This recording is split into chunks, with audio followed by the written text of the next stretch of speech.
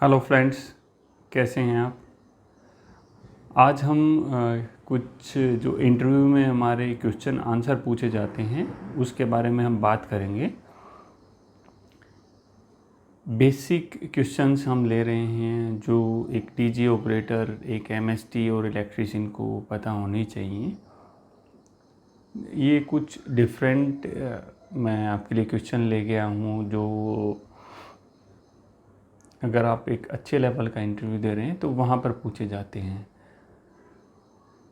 इनमें सबसे पहले एक बेसिक क्वेश्चन है, वो हमारे डीजी सेट से रिलेटेड है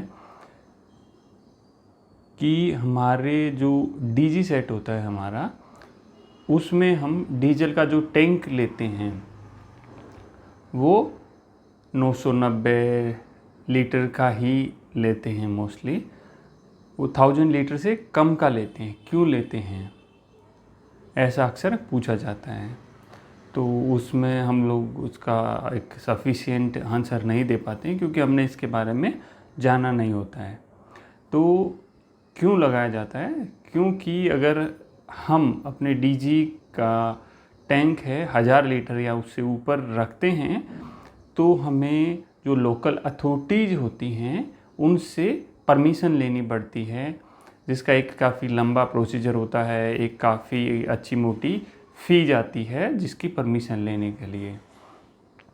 तो इसीलिए जितने भी हमारे डीजी सेट्स रहते हैं उनका जो डे टैंक बोलते हैं हम उसको, वो 1000 लीटर से कम ही रखा जाता है। मोस्टली 990 लीटर रखा जाता है। इसके बाद में एक क्वेश्चन और होता है जो अक्सर पूछा जाता है। वह क्या है कि जो हमारा डीजी सेट है उसमें हम कैनोपी होती है जो वो क्यों लगाते हैं। तो इसका भी आंसर काफ़ी आसान है। जो हमारा डीजी सेट होता है उसमें हम जो कैनोपी होती हैं इसलिए लगाते हैं क्योंकि जो साउंड होता है वो बाहर न जाए, कम से कम साउंड बाहर रहे। क्योंकि अभी जो लोकल अथॉरिटीज़ और गवर्नमेंट की तरफ से एक साउंड की सीमा तय कर दी गई है कि कितना साउंड किस एरिया में होना चाहिए, कि रेजिडेंशियल एरिया में कितना होना चाहिए, कॉमर्शियल में कितना होना चाहिए और इंडस्ट्रियल में ये साउंड कितना होना चाहिए।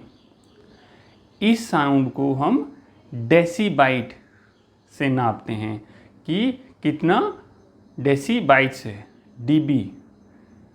तो या डेसीएबल भी बोलते हैं, डेसीबाइट्स बोलते हैं, डेसीएबल बोलते हैं। तो इसको डीबी में हम नापते हैं। जो हमारा रेजिडेंशियल का जो रहता है इसमें, वह हमारा 55 डीबी से 45 डीबी के बीच में साउंड होना चाहिए। साउंड नापने के लिए एक मीटर आता है जिससे हम साउंड को नाप सकते हैं।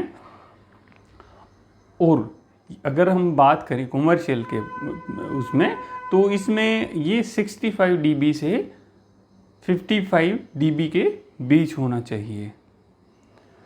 और अगर हम कॉमर्शियल जो हमारे इंडस्ट्रियल रहता है, इंडस्ट्रियल का बात करें, हमारी फैक्ट्री वगैरह में बात करें, तो यह 75 डीबी से लेके 65 डीबी के बीच होना चाहिए। अगर इससे ऊपर हमारा रहता है तो उसमें क्या होता है कि हमारा चालान कट सकता है और एक अच्छी पेनल्टी हमारे ऊपर लग सकती है।